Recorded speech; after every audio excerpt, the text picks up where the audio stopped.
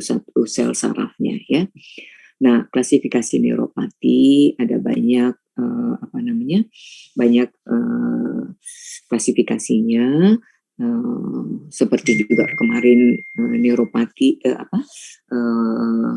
neuropathic pain itu juga banyak klasifikasinya, tergantung dari mana kita melihatnya ya. Kalau ini klasifikasi, kalau melihat dari gejala utama maka akan bergejala motorik, ya, sensorik, otonom atau gabungan.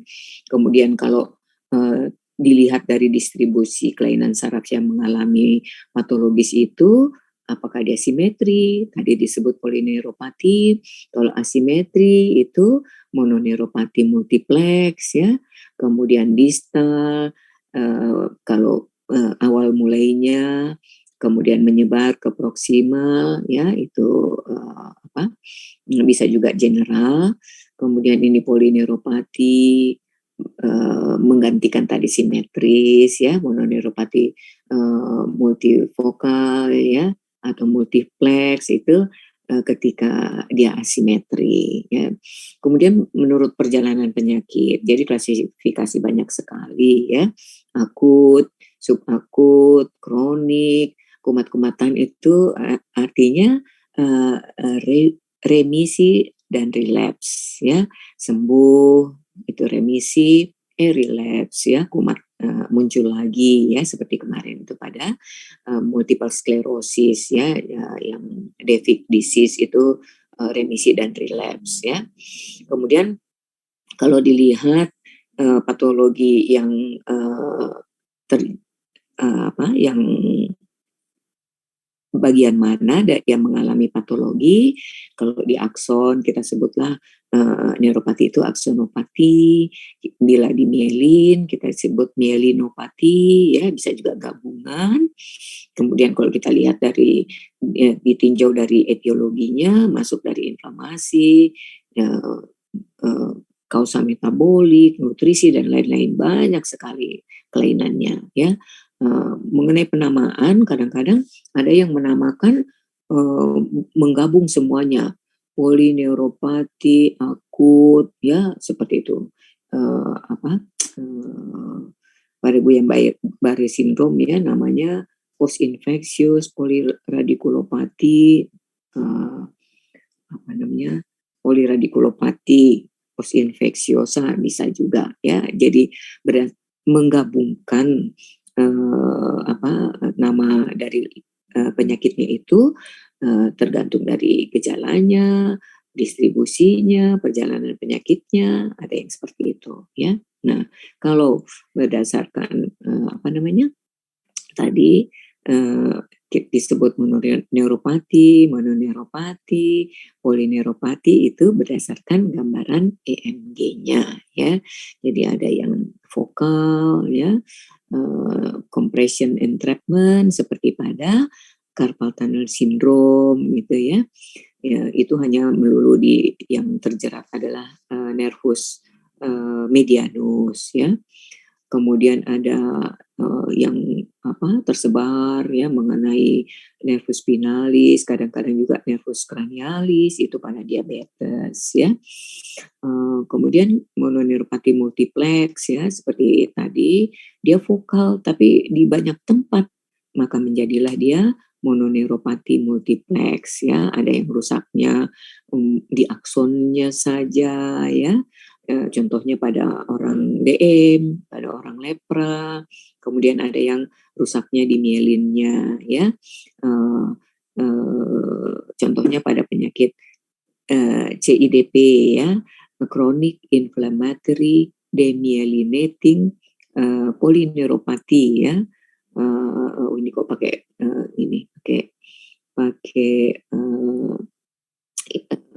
polineuropati di belakangnya, tapi dia merupakan varian ya. Kemudian polineuropati, ada aksonal, ada demyelinating ya, seperti ini. Pembagian menurut gambaran EMG. Nah, sekarang etiologinya banyak sekali ya.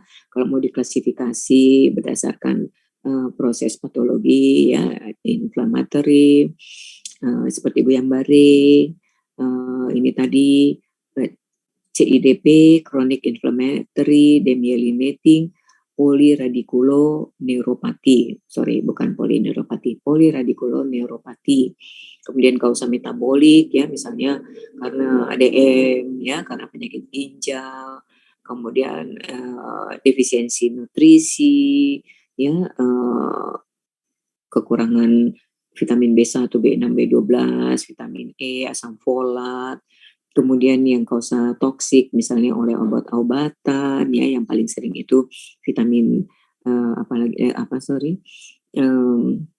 rifampicin, INH ya, suka sering memberikan etambutol juga misalnya ya, bisa memberikan neuropati. Kemudian jaringan tisu yang bermasalah misalnya pada SLE, pada rheumatoid arthritis, pada polyarteritis. Kemudian keganasan bisa juga menyebabkan neuropati. Kemudian ada yang gangguan yang diturunkan yaitu HMSN ya, nama lainnya juga apalagi namanya Charcot-Marie-Tooth disease ya. Charcot pakai CHARCOT ya, Marie MARIE ya, tooth seperti gigi ya, Charcot-Marie-Tooth disease atau HMSN. Kemudian bisa trauma karena ekstremitas yang mengalami cedera, limb injuries ya. Kemudian entrapment juga itu masuk kategori trauma ya. Infeksi oleh sebab kuman ya, HIV, Epstein-Barr virus, hepatitis, cytomegalovirus ya, dan lain-lain.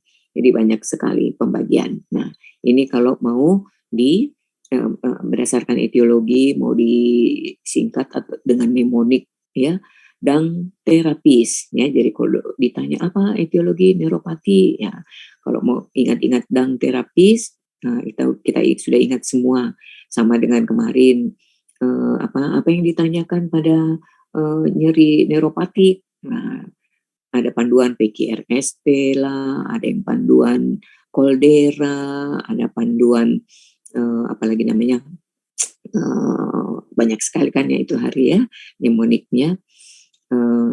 Masih ingat PQRST apa-apa saja itu? Kalau pada nyeri, P-nya apa?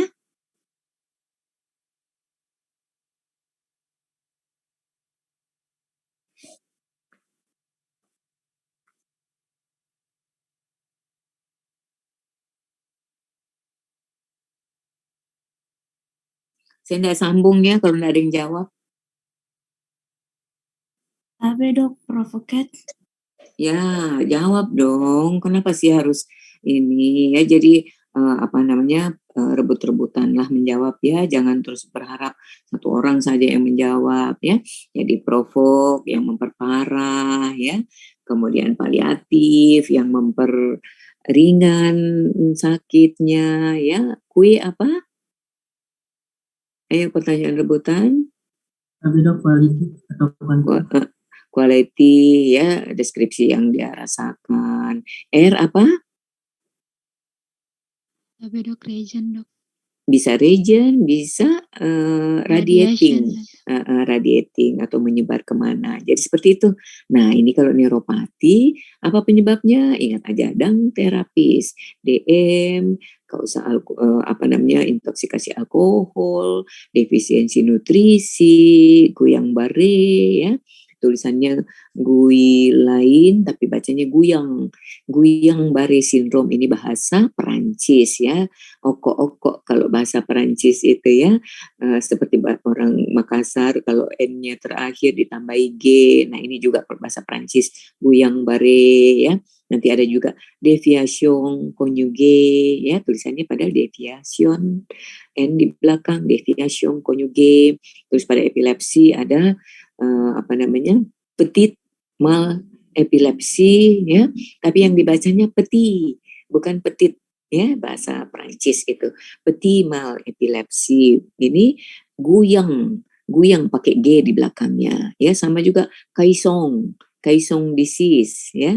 ditambahkan G di belakangnya, bukan karena ini ya, tapi karena bahasa Prancis ya. Kemudian T, apa itu T? Trauma ya, termasuk yang penjebakan. Oh, ada entrapment. Trauma secara khusus rupanya ini. Herediter tadi HMSN, endokrin tadi kausa diabetes ya. Kemudian renal itu kausa metabolik tadi. AIDS kausa infeksi pada protein, infection ya. Kemudian sistemik ya, kemudian toksin. Nah, ini untuk gampangnya. Jadi banyak penyebab dari neuropati. Nah, khusus beberapa yang spesifik ya, inflammatory, demyelinating polyneuropathy ya, bisa kronik dia ya, jadi ditambahi kalau inflammatory demyelinating polyneuropathy IDP.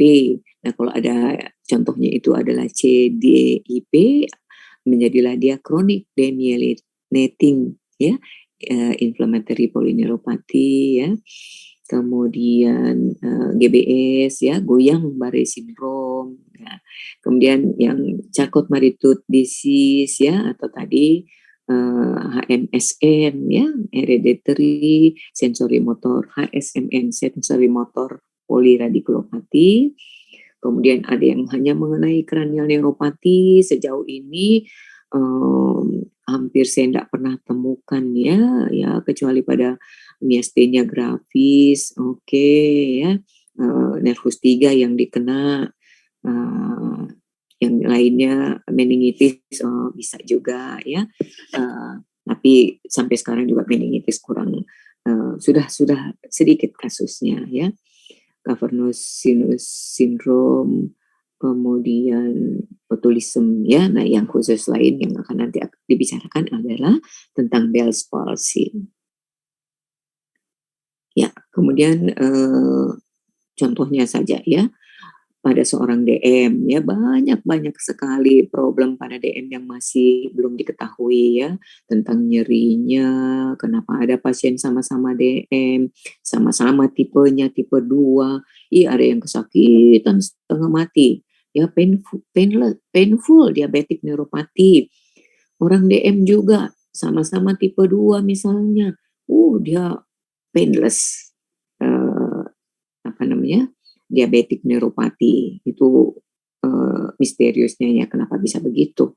Itu yang perlu dicari tahu apa sebabnya. Sama juga kenapa ada yang kena diffuse, ada yang kenanya vokal ya.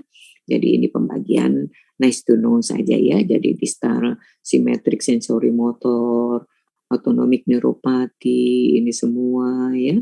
Jadi yang ke kita biasanya kita yang ke neuro ya, neuropati diabetiknya yang kita urus ya. Nah, yang lain-lain juga mungkin kalau dia bergejala jantung, dia ke jantung, kardiovaskuler autonomic neuropati. Kemudian kalau banyak bergejala muntah tengah malam ya, gastrointestinal neuropati. Nah, itu bukan pergi ke neuro ya, yang pergi ke neuro itu yang bergejala neuropatik ya, diabetik ya. Kemudian ada symmetric proximal lower limb motoneuropati ya, yang disebut amyotropi. Jadi ini semua nice to know ya, sekedar kamu tahu ya. Jadi ada yang vokal yang mengenai saraf otak, cranial neuropati, ada yang mengenai radiksnya saja, ada yang mengenai nervus spinalisnya ya, seperti entrapment neuropati itu pada carpal tunnel syndrome ya. Kemudian ini tadi ya, banyak hal yang masih perlu diketahui ya. Tadi ini dari 4, kemudian 4 ini, ini kelanjutan dari tadi multivokal, vokal neuropati yang satu cranial neuro radiculo entrapment asymmetrical ya, banyak sekali. Ada plexopati ketika yang dikenanya itu plexus brachialis ya, yang dikenanya lumbosakral juga ya. Kemudian ini neuropati jebakan ya, entrapment neuropati. aktivitas berulang-ulang, terutama mengetik contohnya ya, apa yang menyebabkan terjadinya ya, atau ada anamnesa pada penyakit sebelumnya, ada aktivitas peminum alkohol, DM dan lain sebagainya. Ini uh, uh, contoh neuropati jebakan. Ada yang langsung dikena trauma pada plexusnya, ada yang kena per nervus spinalis tertentu ya, seperti ini semua. Ya. Jadi apa gejala dan tandanya ya? Gejala bisa dikena di tangan, bisa dikena di kaki, lengan dalam hal ini ya, ekstremitas superior. Jadi dalam bentuk gangguan sensorik maupun dalam bentuk gangguan motorik ya.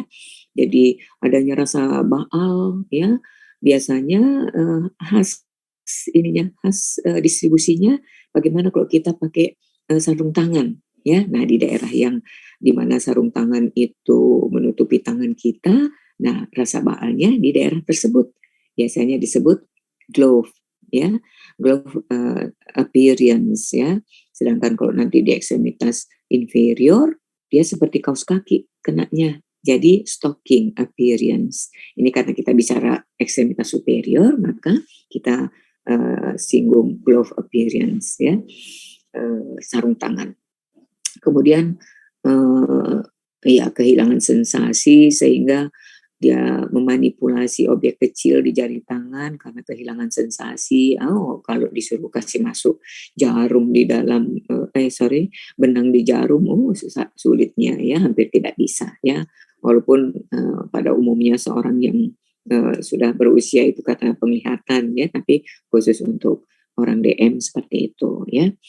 Motorik, kelemahan di jari-jari tangan ya, juga kemampuan menggenggamnya ya. Nah, ini di ekstremitas inferior kayak apa? Gangguan sensoriknya tadi sama, rasa baal, kesemutan ya, mati rasa atau parestesi sesuai distribusi kaos kaki. Artinya kalau kita pakai kaos kaki, nah daerah itulah yang dirasakan rasa baal ya, disebut stocking appearance ya. Kalau stocking kan tinggi, tapi ya rasa baal itu kalau tadi dibilang dimulai dari distal menyebar ke proksima, maka akan muncullah juga gambaran kaos kaki itu naik ke atas sampai tinggi, disebut stocking ya. Rasa goyah bila berdiri atau berjalan ya, terutama kalau matanya tertutup. Jadi ringkih sekali ini orang DM ya. Kemudian gangguan motorik ya, bisa terjadi foot drop ya. Foot drop itu karena kelainan nervus peroneus ya. Sulit naik tangga atau berlari, sama tadi kesulitan memanipulasi aktivitas yang halus ya. Seperti itu.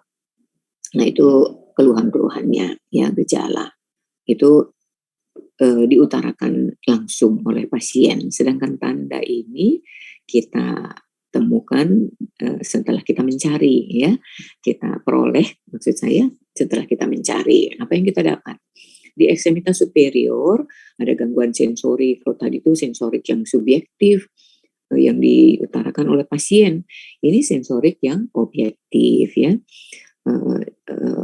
Kita pakai bisa pakai jarum halus ya, kita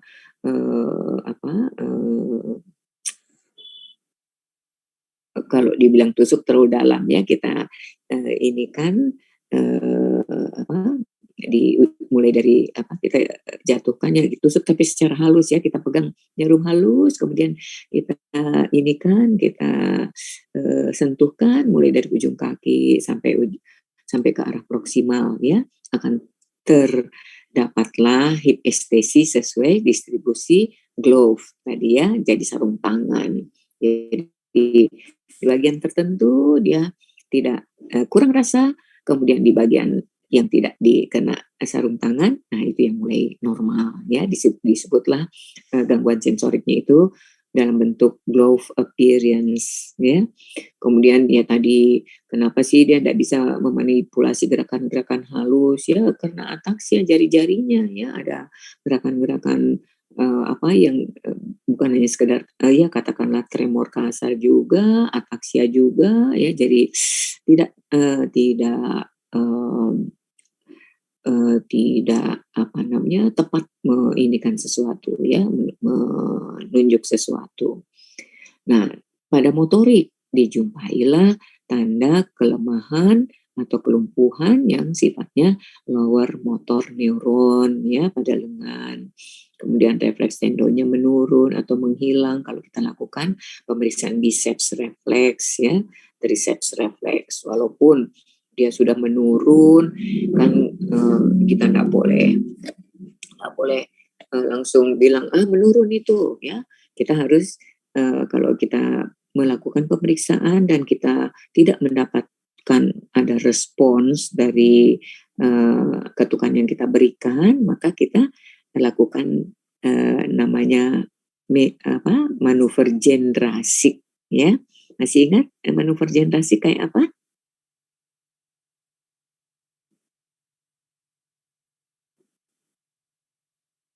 Masih ingat? Tabe dok. Bagaimana itu caranya? Masih ingat? Tabe dok, pasien disuruh menggigit, bukan gigit, mengencangkan giginya saat kita akan melakukan pemeriksaan tendo dok. Ya, kemudian kita beri aba-aba. Ya, lanjut. Bagaimana?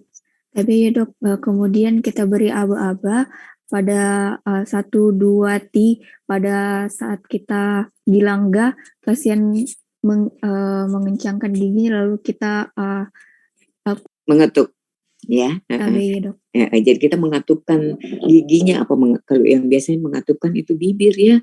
Kalau gigi diapakan kayak itu menggigit lah.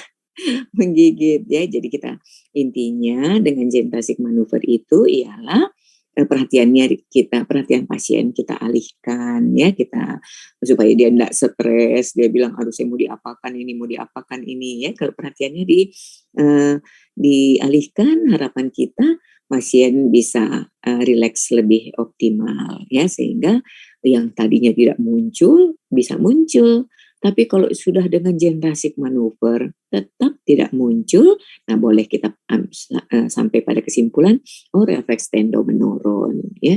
Jadi melakukan pemeriksaan refleks itu susah-susah gampang juga, ya, karena memang butuh, walaupun dia objektif, ya, selama maksudnya kalau dia meningkat, ya, itu tetap membutuhkan ini dari kerjasama dengan pasien juga, ya.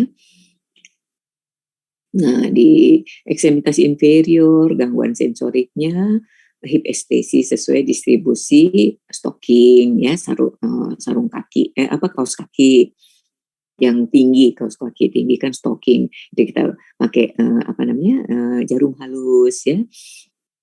Kemudian ataksia tungkai waktu berdiri tegak maupun pada saat berjalan, ya. Tes Romberg itu ya kemarin kita lupa dijelaskan. Tes Romberg itu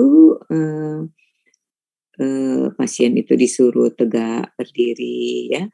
Kemudian kita suruh jalan di garis lurus. Kaki pasien ditapakkan di depan kaki sebelumnya, ya, di depan kaki sebelumnya. Jadi kita kan biasanya ya baguslah kalau ruang periksa kita lantainya itu ada garis lurus yang bisa diikuti, ya.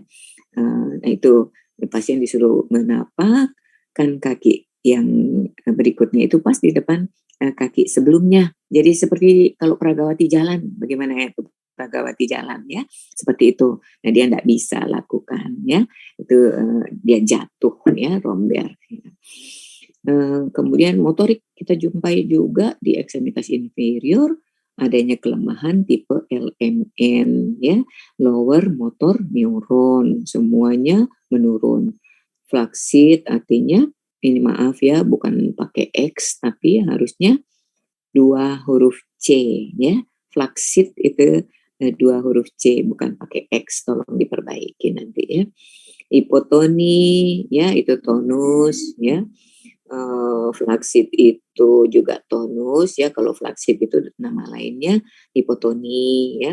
Atrofi, refleks tendo menurun atau menghilang ya. Tanda LMN itu kelihatan dari 3 hal terutama ya, refleks fisiologisnya dalam hal ini kalau di kaki KPR APR ya, tonusnya, kemudian refleks patologis tidak ditemukan kalau pada LMN, sedangkan pada UMN refleks patologisnya ada ya. Apa contoh refleks patologis?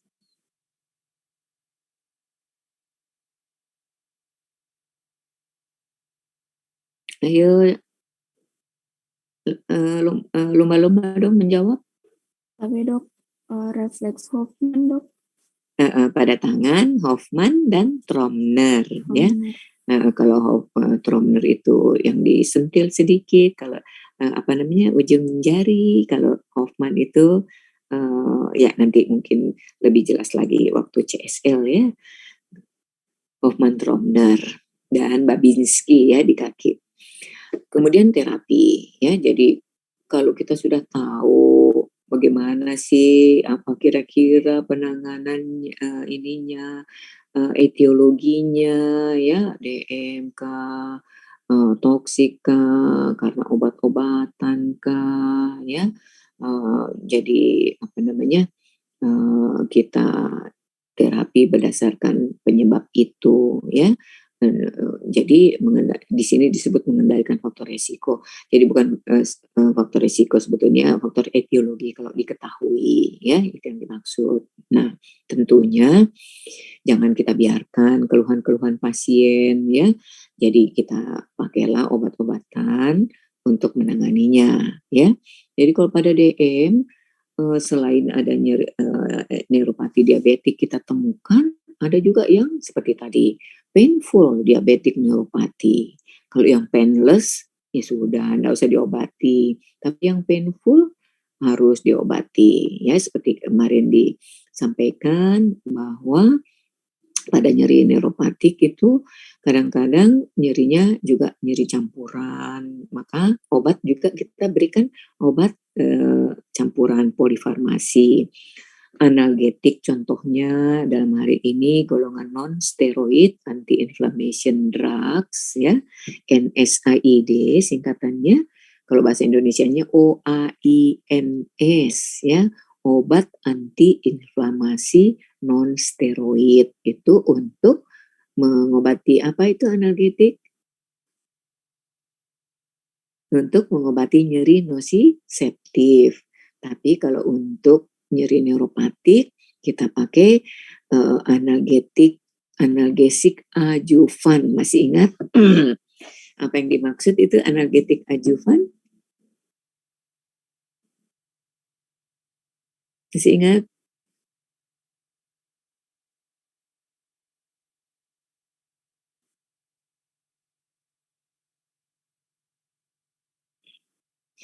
Kalau enggak ingat sih kalau enggak ada yang menjawab saya tetap diam ya, saya enggak lanjut.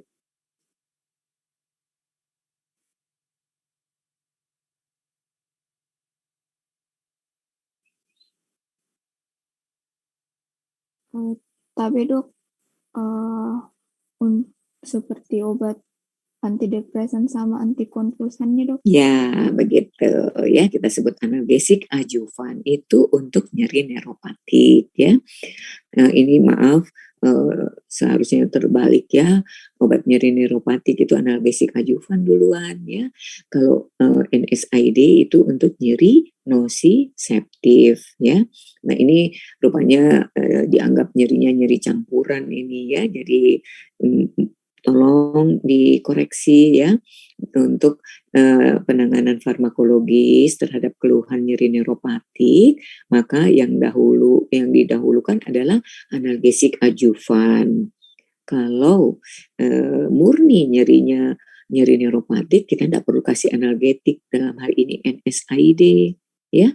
Jadi tolong dikoreksi ya, nyeri neuropatik harus didahulukan analgesik adjuvan, ditambahkan analgetik ketika pada pasien misalnya kebetulan juga ada kerusakan jaringan somatiknya, misalnya ada luka ya akibat dari mati rasa ya rasa baal di tangan misalnya, terus ada luka. Nah, kita campurlah dia dengan obat-obat untuk nyeri nosiseptif, yaitu golongan NSAID atau OAINS ya, OAINS ya.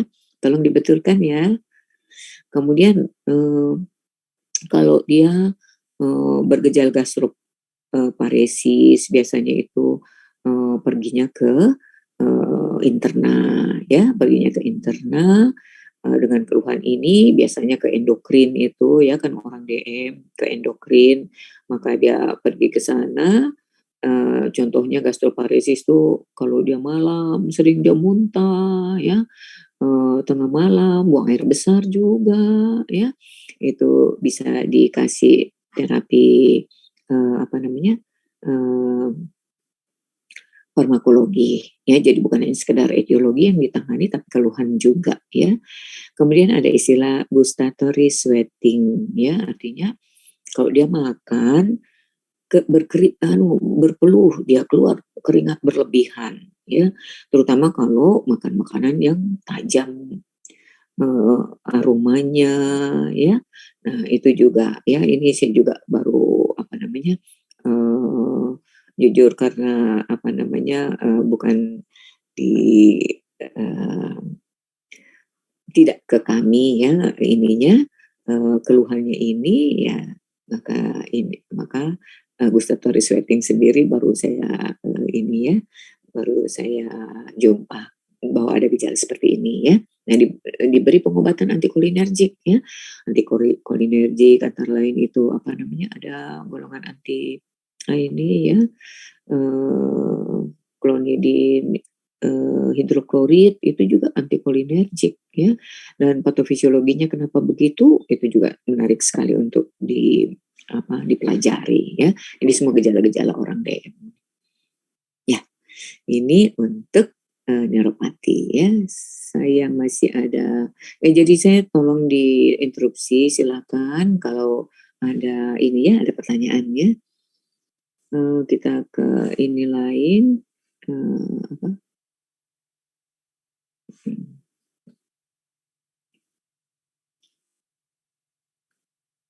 saya mau keluar dulu.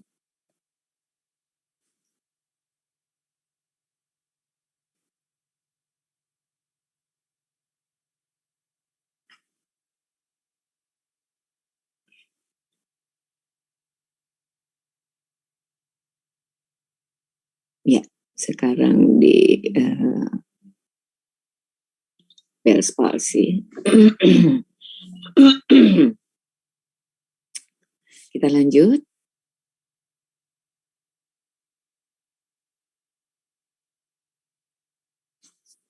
Nggak ada yang jawab.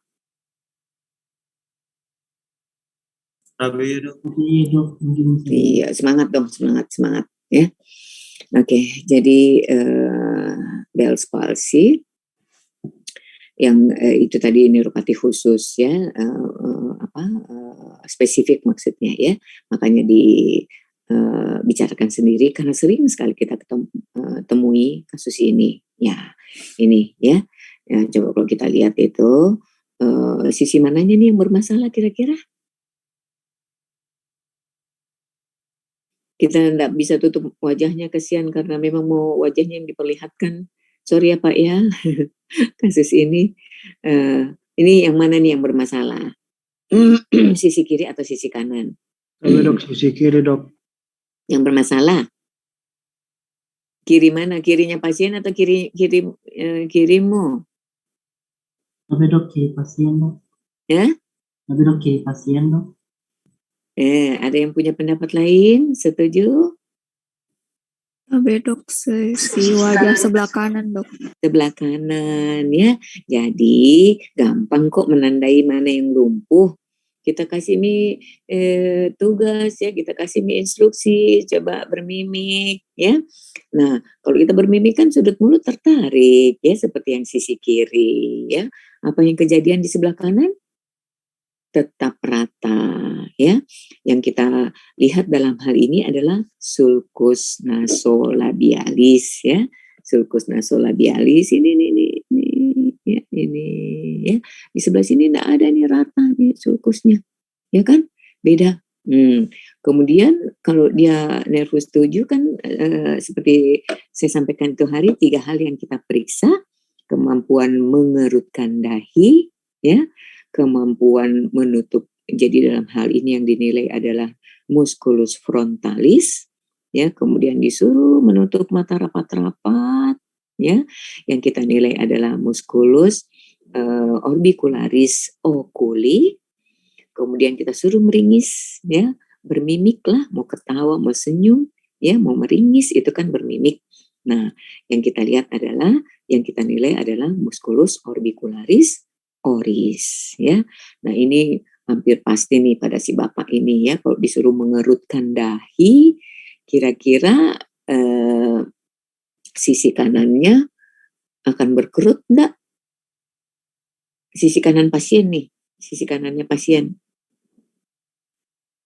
Tapi dok, tidak dok. Tidak, ataupun kalau berkerut ya berlipat-lipat begitu ya. Kan kalau kita mengernyitkan dahi kelihatan ada lipat-lipatan.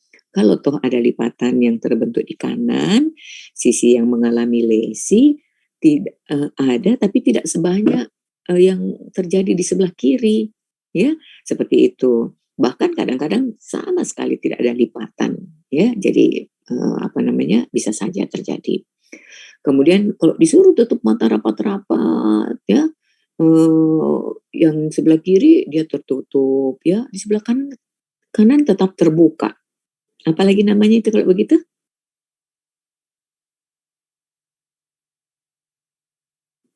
Apa namanya? Kelainan berlawanan dari parese nervus 3. Kalau parese nervus 3 ptosis, matanya enggak bisa dibuka ya, tertutup kayak orang sayu. Sedangkan kebalikan dari nervus 7, enggak bisa tertutup. Yang tadi nervus 3 tidak bisa terbuka, namanya ptosis.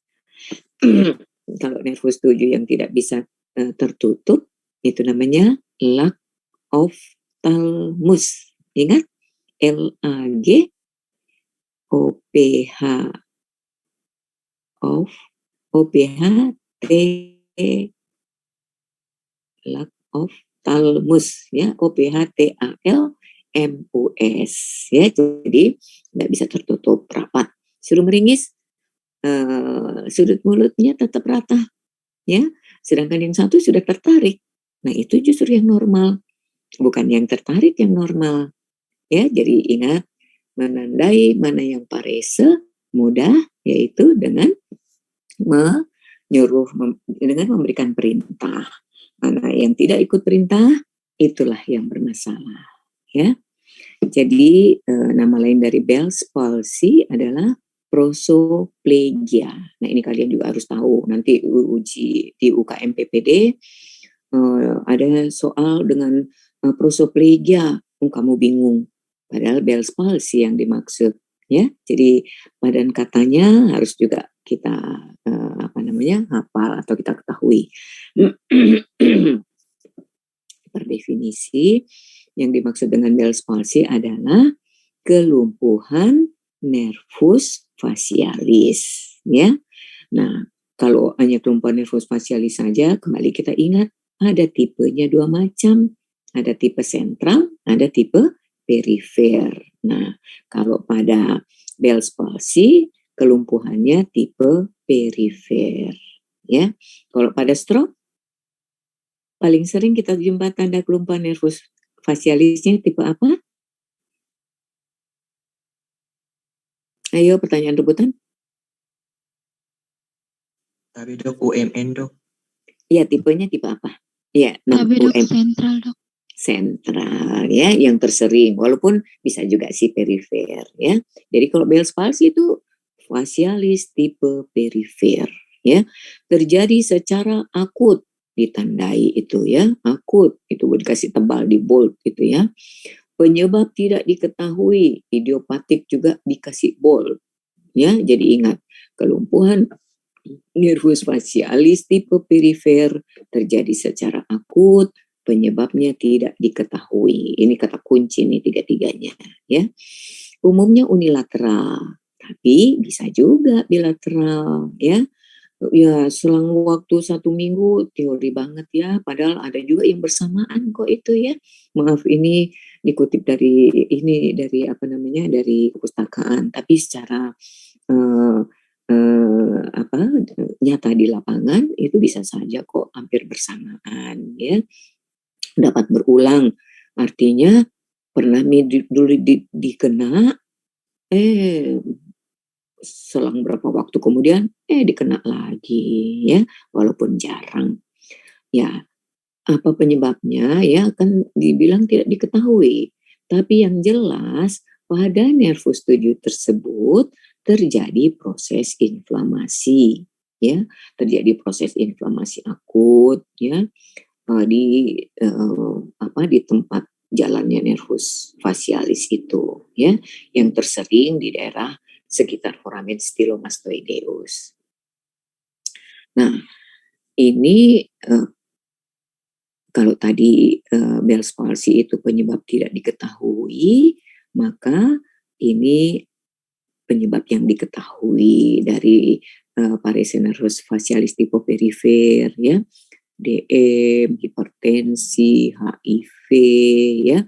Kalau kita tahu orang kita jumpai mengalami kelumpuhan nervus facialis tipe perifer, terus kita lihat di sini, oh dia ada DM misalnya ya, dia ada apa, hipertensi misalnya ya, pada stroke yang akhirnya kena stroke ya, hipertensinya alternans kalau dia perifer ya, bukan tipika. Kalau tipika nervus facialisnya tipe sentral.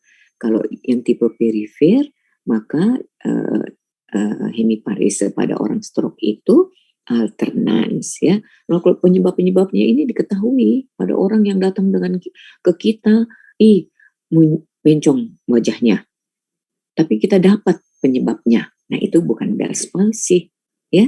Kita sesuai dengan penyebabnya. Ini anestesi lokal, infeksi telinga bagian tengah, pada sindrom Guillain-Barré, pada meningitis. Kalau ini semua diketahui pada orang dengan keluhan nervus, paresis nervus facialis tipe perifer, kita bukan bilang ini Bell's palsy, bukan ya, sesuai dengan etiologinya. Jadi kalau penyebab kelumpuhan nervus facialis tipe perifernya jelas, maka paralisis nervus facialis perifer itu bukan Bell's palsy. Kalau penyebabnya diketahui. Kalau yang tidak diketahui baru dibilang Bell's palsy. Nah, kalau yang dibilang tidak diketahui, jangan kita bilang-bilang dengan cepat saja, tidak diketahui. Dicari dulu. Setelah dicari-cari juga tidak ketemu penyebabnya, baru kita bilang, oh ini Bell's palsy ya. Nah, insidensinya 20-30 kasus per 100.000 penduduk ya, 60-70%-nya unilateral ya, jadi katanya bisa bilateral juga. Laki-laki dan perempuan sama ya, usia sekitar 40 tahunan, pada prinsipnya semua usia bisa ya. Pada anak-anak walaupun lebih jarang kita temukan, meningkat pada usia sekian, stabil itu maksudnya ya kalau ada atau apa, stabil pada usia sekitar 30-69, ya lebih banyak pada 10-29, insidensi yang rendah misalnya 20 kasus saja itu pada sekitar usia 30-69. Kan dibilang 20-30 kasus per 100.000. Yang yang banyak itu pada usia 10 sampai 29 tahun ya. Nah, gejala dan tanda klinik. Nah, pasien biasanya pagi-pagi ya atau enggak selalu pagi juga merasakan adanya lain, pokoknya rasanya di mulut lain-lain ya pada bangun tidur ya. Dia sikat gigi, kemudian berkumur-kumur, waktu dia menyemburkan airnya, lari miring airnya ya. Kemudian waktu minum tumpah di sisi yang parese, di sudut mulut yang mengalami parese ya. Berbicara juga seperti tidak bermimik ya, tidak bermimik ininya wajahnya.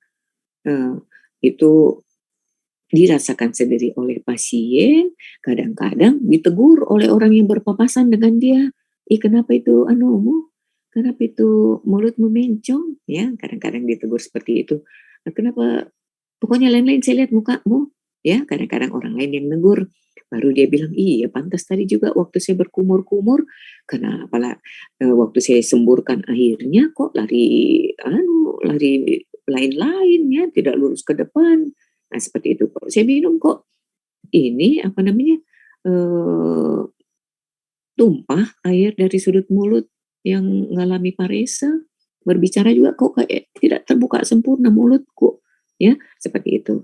Jadi bisa saja penderita yang nyadari, bisa saja, ditegur oleh orang lain ya, yang kebetulan berpapasan dengan orang ini. Ya, jadi, selanjutnya gejala dan tanda kliniknya tergantung dari tinggi lokasi lesinya ya. Jadi saya kembali memperkuat gejala klinik. Tadi kan disebut akut ya, akut.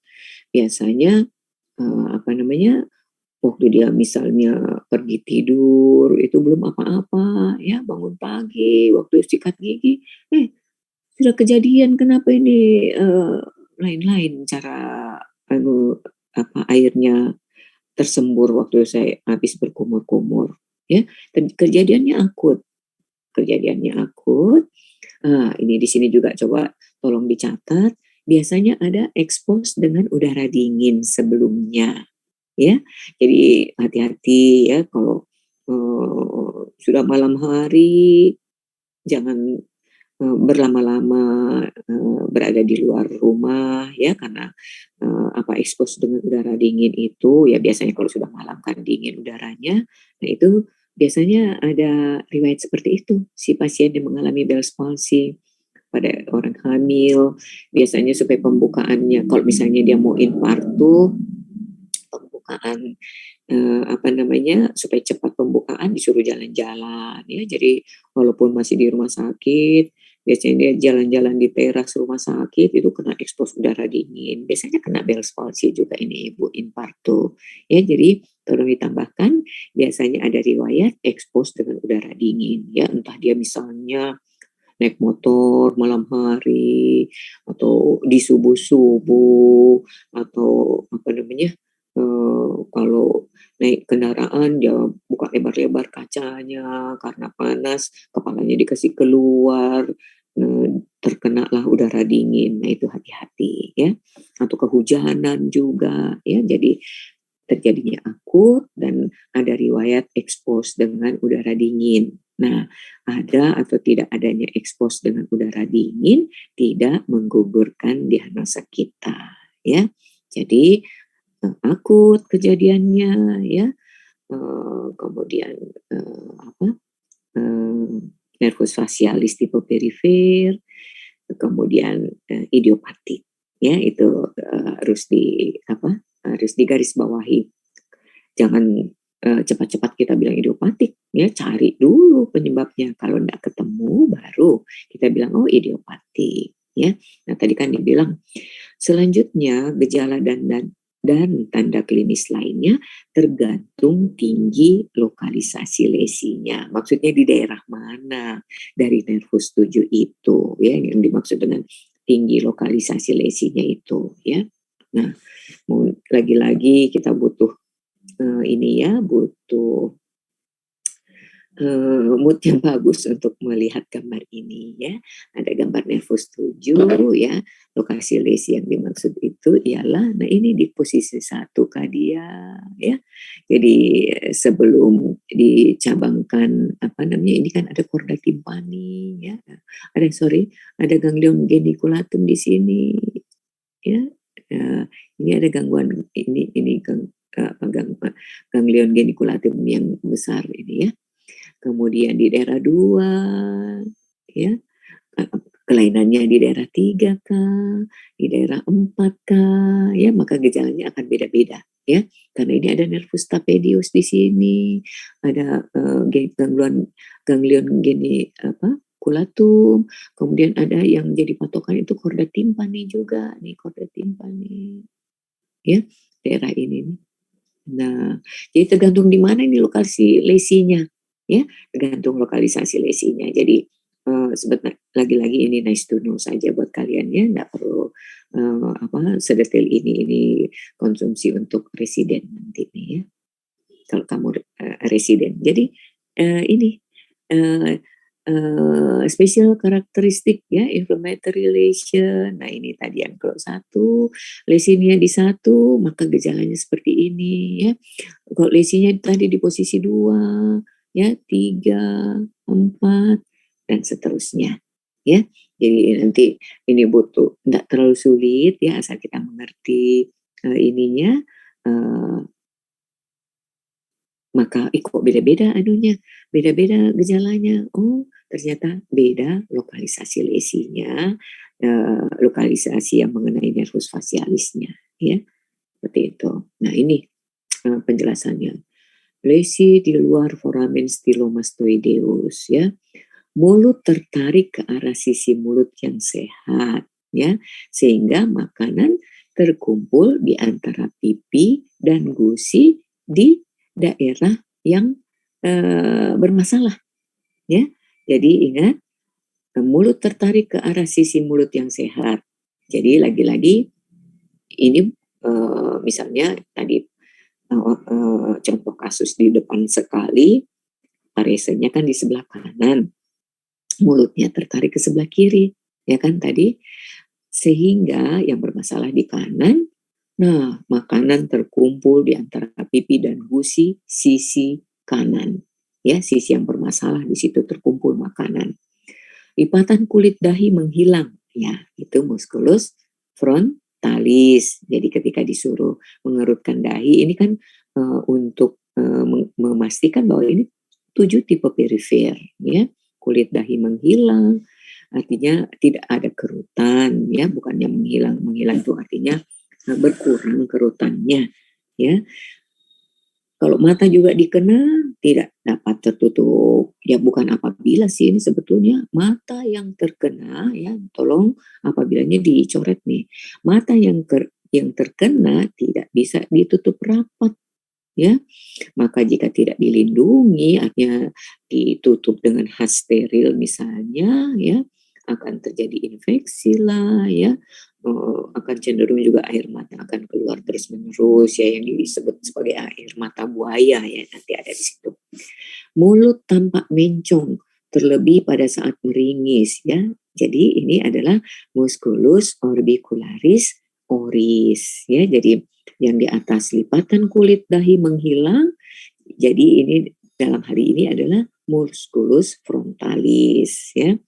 Mata tidak dapat tertutup rapat. Ini adalah musculus orbicularis oculi ya. Tidak bisa tertutup rapat, apalagi tadi namanya?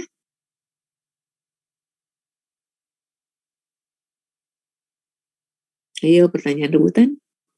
Lac ophthalmus. Iya, lac ophthalmus ya. Kalau lawannya lac ophthalmus apa?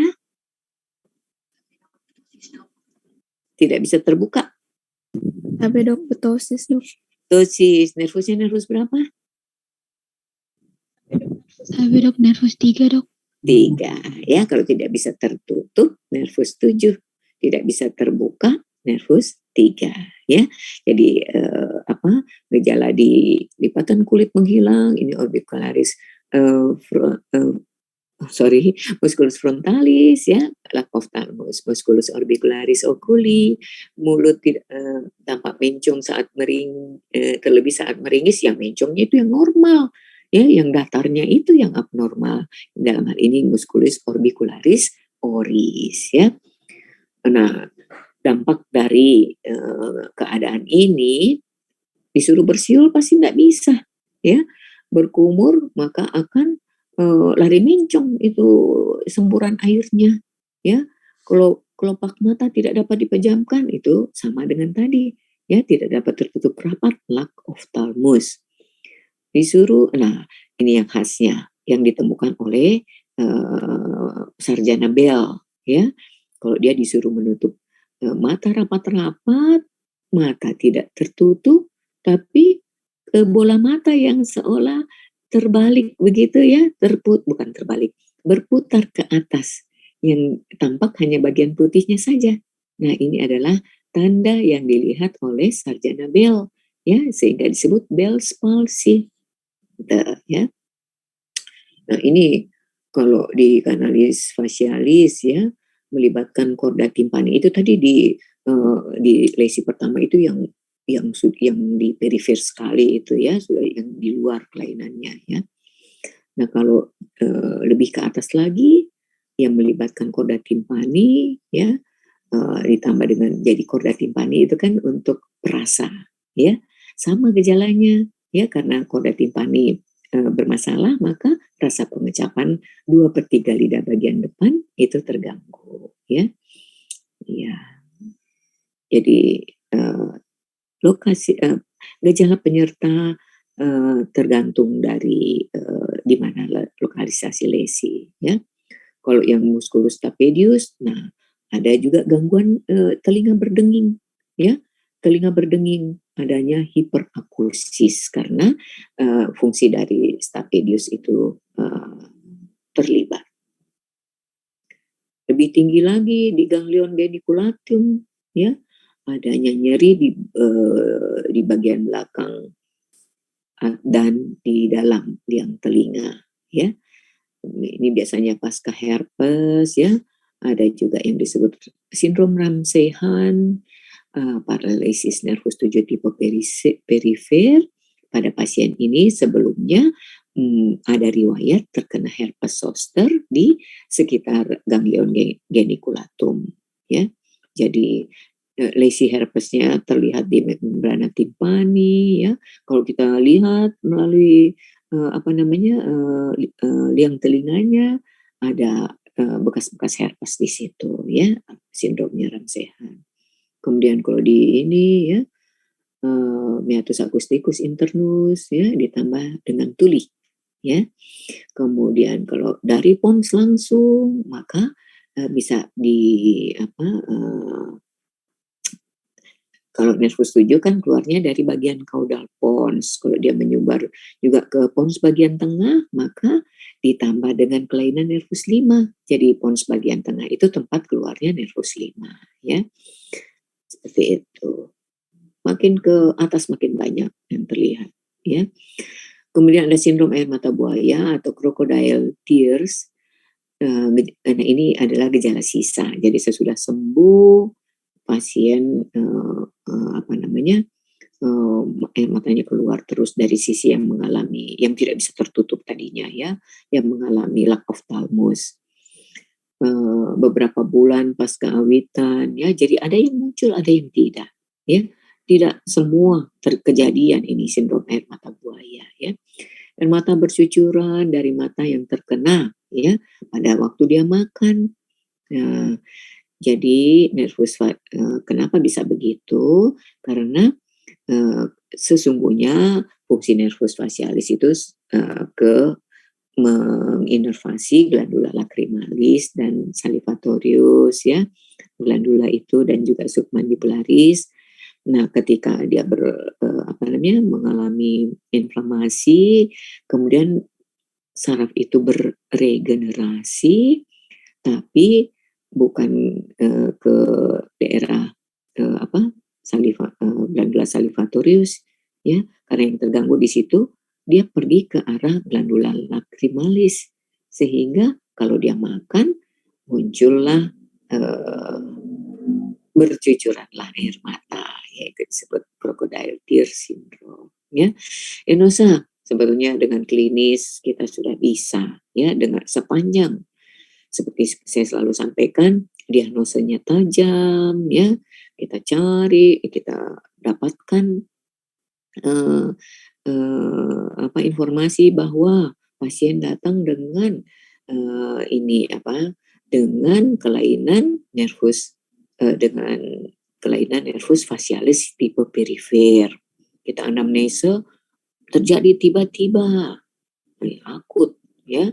Nah, kalau kita terjadi tiba-tiba itu kita cari sebabnya, kita tanya ini, ada pernah kena trauma enggak, pernah kena ini, pernah kena itu, dijawab tidak semua penyebab yang diketahui kita tanyakan, disangkal semua ya. Terus pernah kena expose dengan udara dingin, dia bilang oh iya memang pernah ya. Pernah atau tidak pernah tidak menggugurkan diagnosa ya. Kemudian sesudah kita cari tidak juga ketemu penyebabnya, oh ini kira-kira ke arah penyebab idiopatik yaitu Bell's palsy. Boleh kita konfirmasi dengan pemeriksaan EMG ya. Penata laksanaannya sembuh sempurna ya. Ada yang tidak diterapi pun sembuh sempurna, atau yang pergi maksudnya mencari pengobatan bukan di di medis. Sebentar.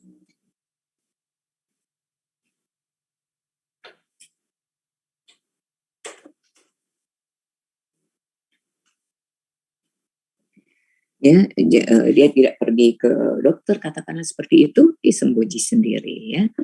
84% fungsinya kembali normal ya, yang tersisa yaitu tadi kadang-kadang mata tetap tidak sempurna menutupnya ya. Seperti itu. Kadang-kadang juga parisan nervus 7-nya tidak pulih normal ya. 20-30% yang tidak sembuh menjadi fokus, perlu terapi ya. Kemudian pilihan terapi kalau penyebab diketahui ya dioperasi ya. Tapi maaf, ini juga harusnya kortikosteroid yang lebih nomor 1 disebut, bukan operasinya ya. Tolong dibetulkan ya, bukan operasinya yang lebih dahulu. Itu kalau ada penyebab yang diketahui maka dioperasi ya. Kalau tidak diketahui kan Bell's palsy ini tidak diketahui ya. Jadi yang diduga sebagai penyebab adalah adanya inflamasi pada nervus 7 ya. Jadi kita berikanlah kortikosteroid. Kortikosteroid itu kan obat anti-inflamasi ya, yang jenis steroid. Tadi ada OA-INS, itu obat antiinflamasinya non steroid. Tapi kalau kortikosteroid ya steroid inflamasinya, golongan steroid yang kita pilih ya. Karena di samping juga ada yang menganut katanya oh ini kira-kira penyakit imunologis, makanya cocoklah kita pakai antiinflamasi golongan steroid ya. Ada juga orang yang beranggapan bahwa ini sebetulnya ada infeksi oleh virus ya, maka dipakailah antivirus ya. Tapi kalau saya tidak menganut etiologi antivirus selama ini pada pasien Bell's palsy. Tidak pernah saya berikan antivirus, sembuh ya. Ini yang nomor 1 nih sebetulnya ya, antivirus ya. Ini kalau kita curiga kalau pada tadi Ramsay-Hunt syndrome boleh ya. Ini yang ketiga, ini kalau penyebab diketahui. Sedangkan ini sebetulnya di luar dari konteks kita ya, karena Bell's palsy itu tidak diketahui ya. Jadi lagi-lagi ini adalah pengobatan yang pertama ya. Ya, diberikan pada onset sebelum 10 hari ya. 1 mg per kilogram berat badan per hari ya, selama 7 hari. Jadi ini lagi-lagi obat ini tidak seperti ini. Maksudnya kedokteran itu sebetulnya seni ya. Jadi kita memberikannya, kita tahu bahwa prednison tidak boleh dihentikan secara tiba-tiba ya. Harus dilakukan apa kalau kita memberikan kortikosteroid? Cara pemberiannya harus dengan cara bagaimana? Ada yang ingat? Lebih tripping dok, diberhentikan secara perlahan-lahan. Nah, itu dia. Apa namanya istilahnya? Tapering off, dok. Tapering off ya, di tapering off. Saya hanya dengar off-nya saja. Cepat sekali kok bicara. Tapering off ya. Jadi kalau 1 miligram per kilogram berat badan per hari selama 7 hari. Bayangkan nih, taruhlah kita berat badannya kita 60 kilo. Tuh, jadi berarti kita harus pakai 60 miligram. Ya, 60 miligram per hari. Selama 7 hari. 7 hari ini harus adalah masa di mana penghentiannya dihentikan perlahan-lahan ya. Semua tuntasnya sebetulnya tidak 7 hari ya. Jadi kembali lagi tidak ada yang kaku-kaku dalam pengobatan ya, tergantung dari pengalaman kita ya. Saya pernah jumpai orang yang dipakai dengan dosis 60 mg ya, karena berat badannya saya perkirakan 60, saya pakai 60 mg. Untungnya pasien ini apalagi namanya entah karena sebab apa ya, dia di opname. Apa kejadian? Luar biasa hematemesis ya, kejadian di muka mata saya. Muntah darah membeku ya, stolsel di muka mata saya. Jadi saya ngeri pakai obat apa maksudnya? Trauma memberikan obat yang cukup tinggi. 60 mg itu kalau prednison 12 tablet ya, 12 tablet kali 5 mg satu tabletnya, berarti kan 60 mg. Jadi dengan adanya pengalaman ini saya hanya berani pakai 30 mg. Tapi dengan 30 mg ini pun oke kok ya, oke sembuh baik juga kok ya. Nah, mengenai dosis yang setinggi ini, ada yang memberikannya dengan sekali diberikan ya, sekali diberikan.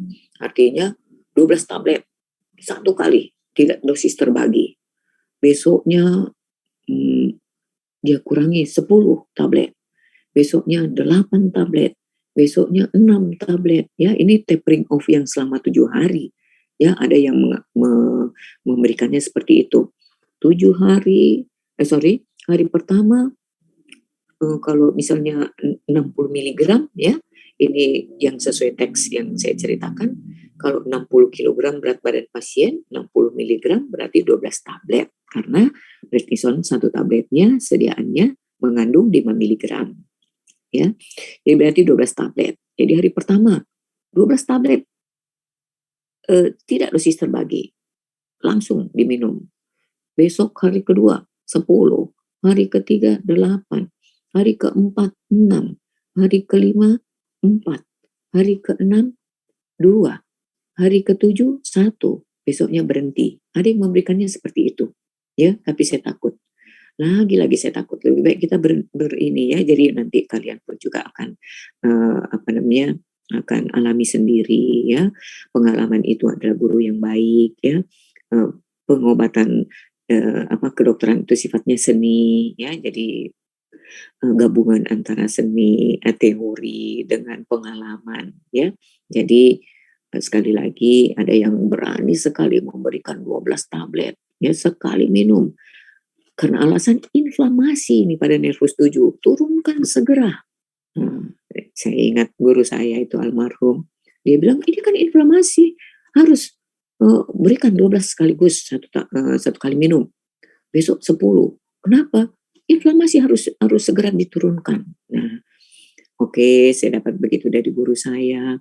Tapi saya juga dapat pengalaman dengan dosis terbagi pun mengalami hematemesis luar biasa. Jadi akhirnya saya menganut 30 mg.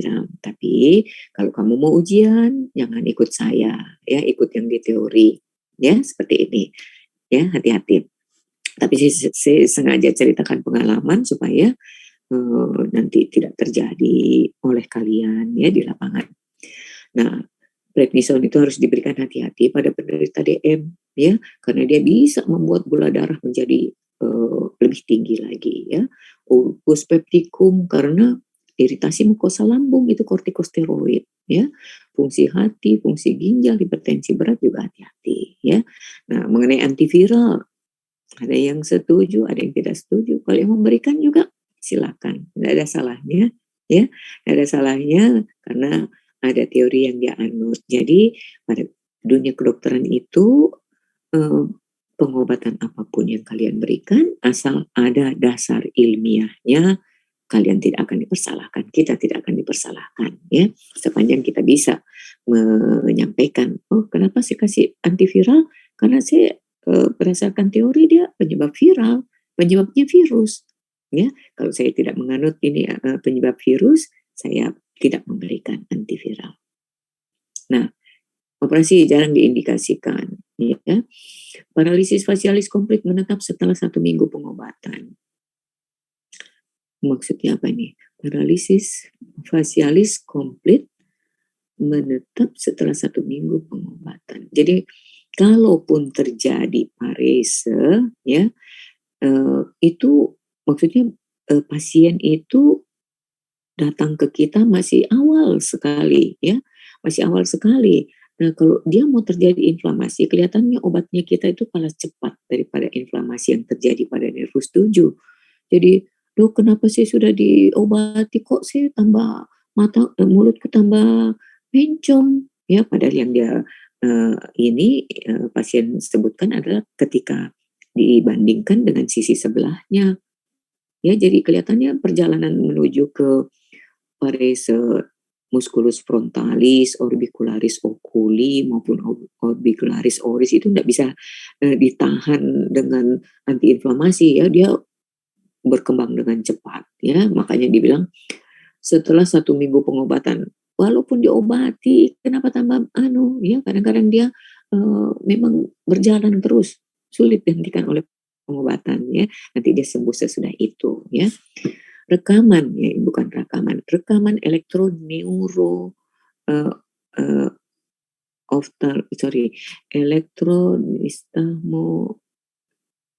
okulografi ya, bisa juga kita pakai itu ya, okulografi, tapi biasanya kita tidak lakukan ini. Jadi bisa diketahui adanya lesi pada saraf ya, yang mengalami degenerasi, maksudnya bisa nggak kita lanjutkan ini terapi ya. Nah, degenerasi saraf irreversible setelah 2-3 minggu. Ini kalau tidak diobati ya, biasanya kalau diobati reversible kok ya.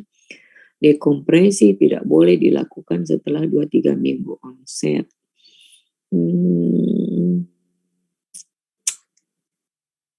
Apa ini yang dimaksudnya?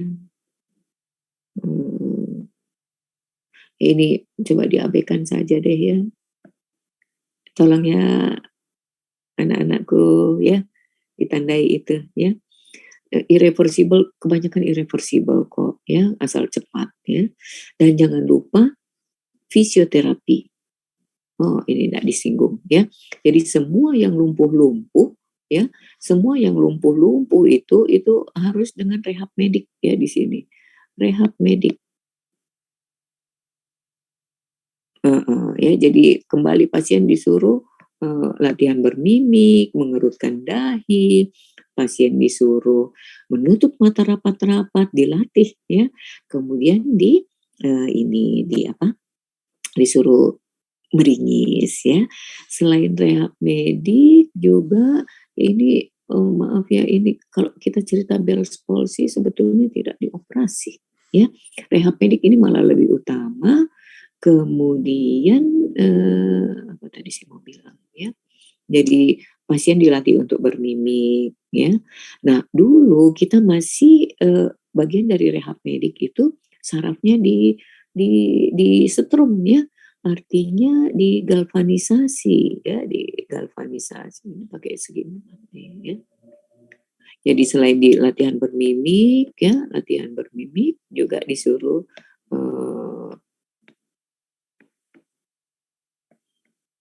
disuruh juga ini ya dulu ada galvanisasi ya, atau apa sih nama lainnya, karena ini kita sudah tidak lakukan lagi. Jadi ini nervus 7-nya itu apa namanya, dirangsang dengan aktivitas listrik ya supaya dia berfungsi kembali. Tapi kejadiannya kadang-kadang apa namanya, menjadi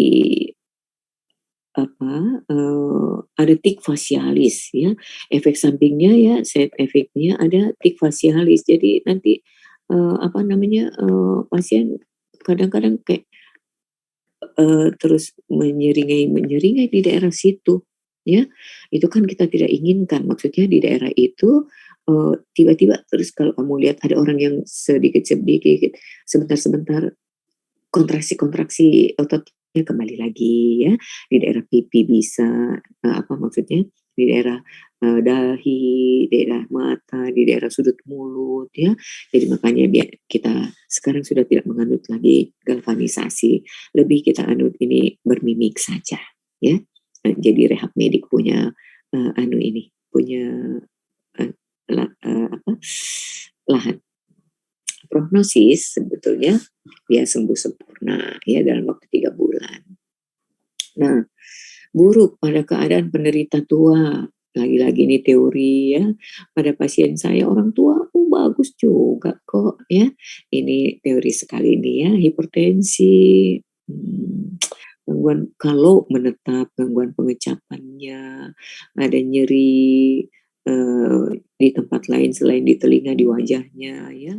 Kalau kelumpuhan wajahnya komplit juga katanya buruk. Lagi-lagi kapan kita obati, jadi jangan dengan adanya catatan pada referensi yang kita baca prognosisnya buruk baru kita tidak berbuat apa-apa, jangan. Coba dengan yang lega artis, dengan yang seharusnya ya. Penderita tua juga bagus kok saya temukan ya. Lagi-lagi ini teori ya. Ringan sedang saat awitan, saat dikenanya ya, prognosisnya baik. Kemudian artinya tidak sampai dahinya tidak berkerut sama sekali ya, menutup matanya sampai terbuka masih tetap lebar ketika disuruh menutup rapat-rapat, jadi lack ophthalmosnya berat ya. Nah itu katanya kurang baik.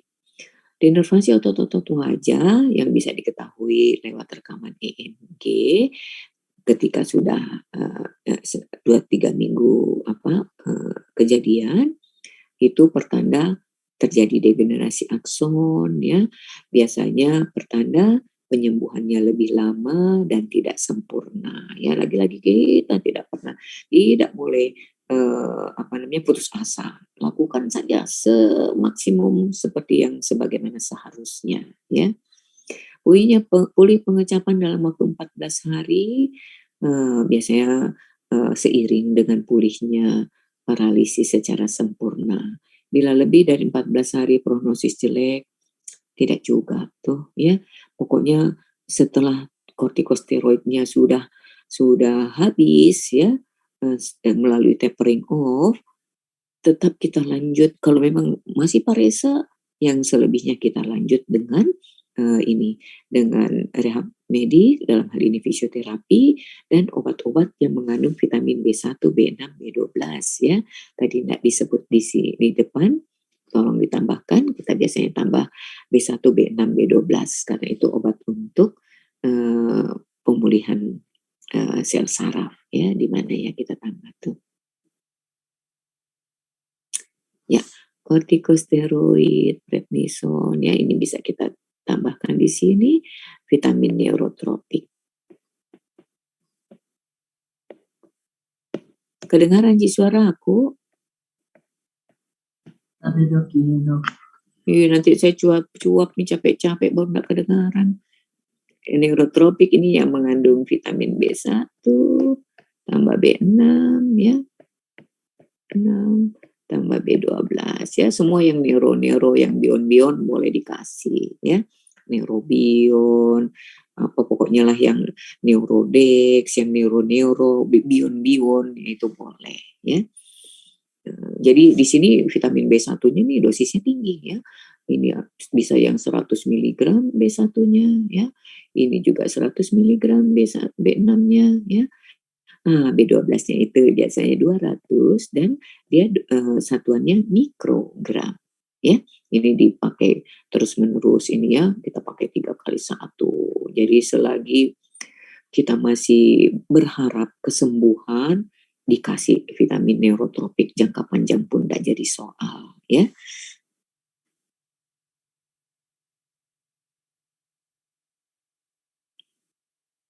Oke.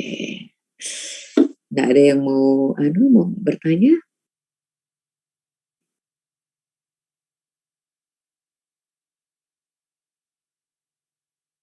Saya lanjut, masih ada satu lagi ya, kalau tidak ada. Tapi dok, izin bertanya dok. Oh, silakan. Tapi dok, izin bertanya mengenai Bell's palsy. Misalnya dok, pasiennya riwayat Bell's palsy-nya sudah 2 atau 3 tahun dok, tetapi ini masih memiliki gejala sisa dok di wajahnya dok. Apakah terapinya masih menggunakan prednison, masih menggunakan kortikosteroid atau penggunaan vitamin neuropatik dok saja, atau bagaimana dok? Neurotropik, nggak bisa nih kalau sudah 2-3 tahun selalu duduk nih ya. Jadi awal-awal sekali. Nah kalau sudah 2-3 tahun itu namanya sudah gejala sisa. Ya sudah gejala sisa, nggak bisa lagi ya. Sebagian kecil dia pasien ini kelihatannya termasuk yang tidak beruntung ya. Oke. Nggak bisa nih lagi dikasih prednison karena kan inflamasinya tuh harus di awal-awal sekali diturunkan. Dok, terima kasih banyak dok. Ya, masih ada satu lagi ya kita.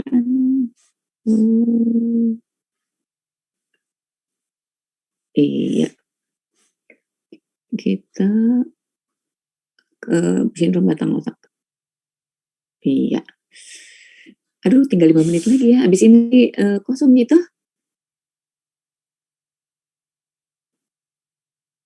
Halo.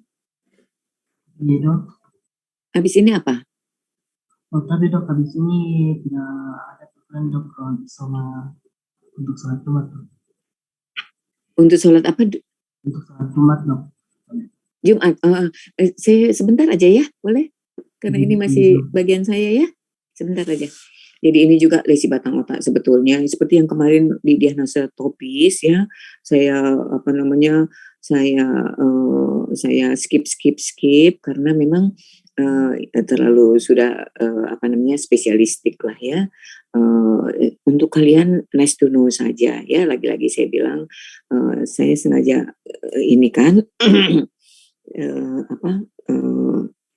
berikan untuk mengerti saja ya, nice to know ini. Tapi Bell's palsy itu kalau di di kompetensi itu masuk kategori 4 loh.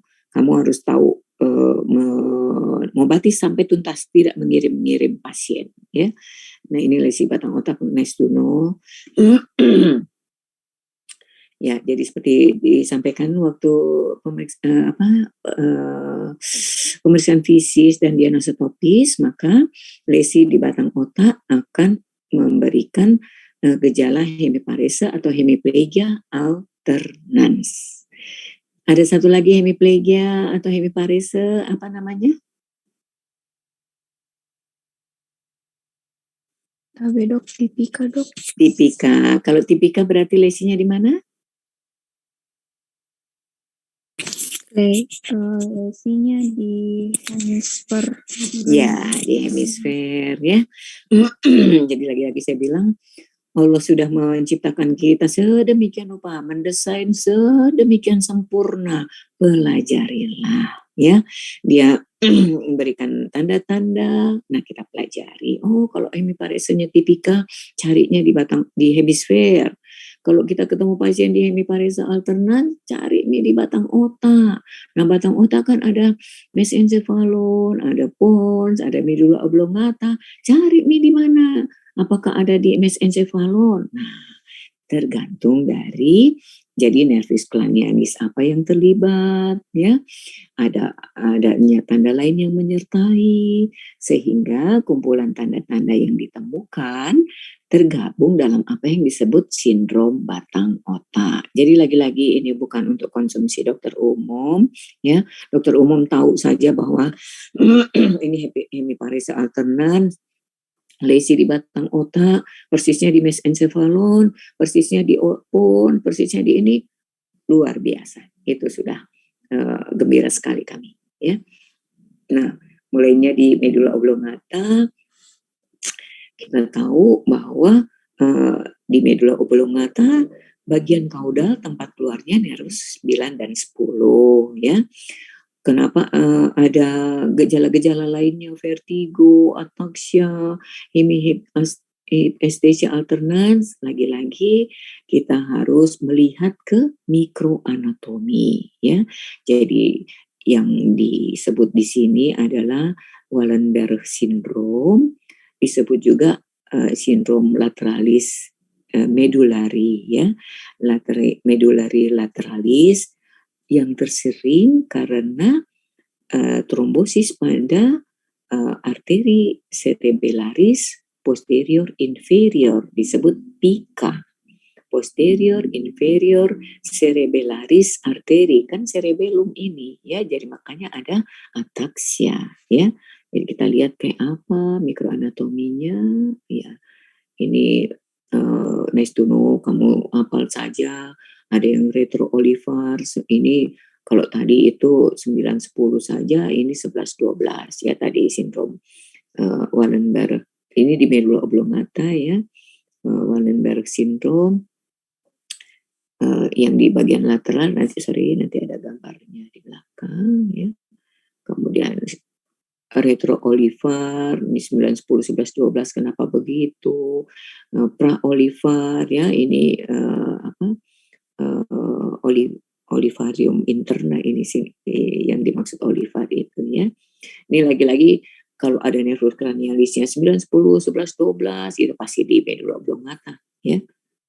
Nah, ini, ya. Ini sindrom Wallenberg, ya. Medullary laterali, ini yang diarsir-arsir ini adalah daerah yang diinervasi oleh bukan inervasi, divaskularisasi oleh arteri posterior inferior cerebellaris arteri, ya. Kenapa gejalanya seperti tadi? Lihat nih ke sebelahnya, ada apa nih di sebelahnya? Ada CR, itu corpus restiforme, ya, nucleus tractus nervus trigeminus, ya. Nanti mungkin ada di gambar yang berikutnya, ya. Ini CSD spinocerebellaris dorsalis, ya, CSV spinocerebellaris ventralis, ya. Jadi gejala sangat tergantung dari mikroanatominya, apa yang kejadian, ya. Ini tadi sindrom retroolivar, ya, di gambar 62, ya. Ini sengaja saya tampilkan, ya. Jadi gambar ini adalah yang utama, ya. Di sini ada penjelasan P dengan Y, ini artinya piramidalis, ya. Ini dia, ya. Kemudian OI, oliva inferior, ya. Ini dia OI.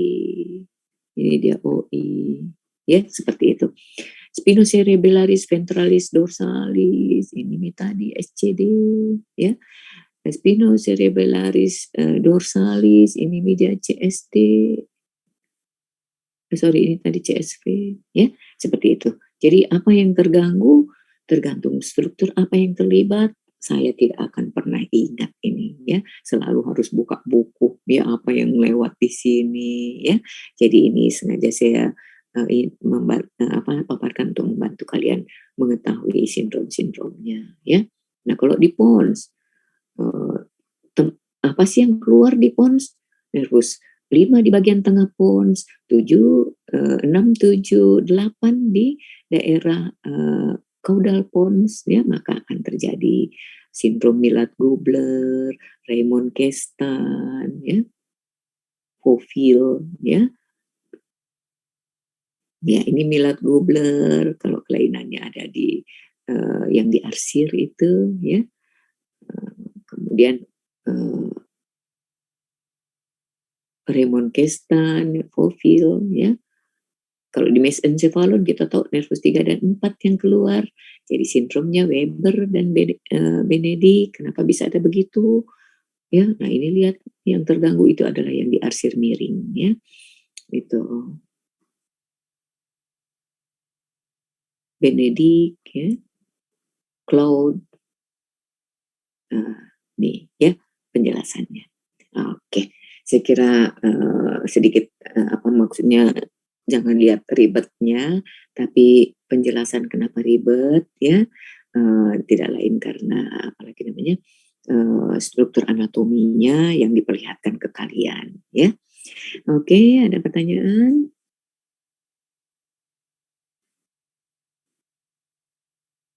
Sudah siap-siap mau sholat ya yang laki-laki? Kalau boleh saya tahu beda ya, saya sudah tidak ingat lagi ini materi ini pernahkah saya berikan atau maksud saya samakah dengan ada Dokter Ami berikan ke kalian?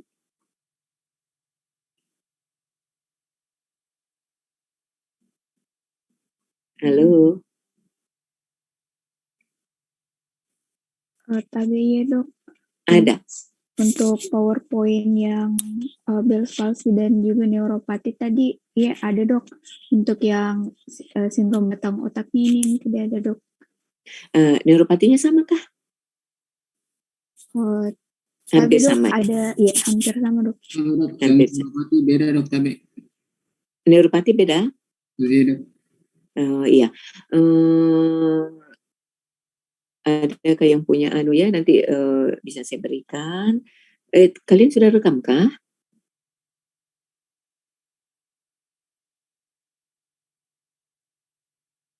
Halo, ada di antara kalian yang sudah merekam?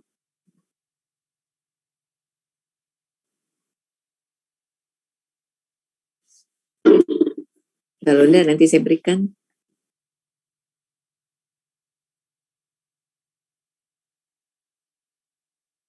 Kok ada yang jawab? Tapi dok, mungkin dok bisa diberikan dok PPT-nya, tapi dok. Siapa yang saya sudah ambil anunya, Dik? Nomor handphonenya Abdullah kali, Dik? Tapi dok, iya dok, nanti saya hubungi si dok di nomor kamu. Iya, Japri maka. Nah, baik, saya cukupkan sampai di sini ya. Terima kasih. Sampai ketemu di ujian nanti deh ya, atau mungkin di pleno ya. Sudah CSL? Sudah apa lagi namanya? Tutorial? Belum ya? Tapi dok, sudah tutorial untuk nyeri kepala dok, tapi dok. Oh iya, sudah pleno? Tapi dok, belum dok, baru tutor pertama dok, tapi dok. Oh gitu, oke. Sampai ketemu ya, mudah-mudahan nanti ada kesempatan saya untuk ikut di pleno ya. Baik, saya sudahi dengan mengucapkan alhamdulillahirrabbilalamin. Wabillahi taufiq wal hidayah. Assalamualaikum warahmatullahi wabarakatuh. Selamat siang. Waalaikumsalam warahmatullahi wabarakatuh.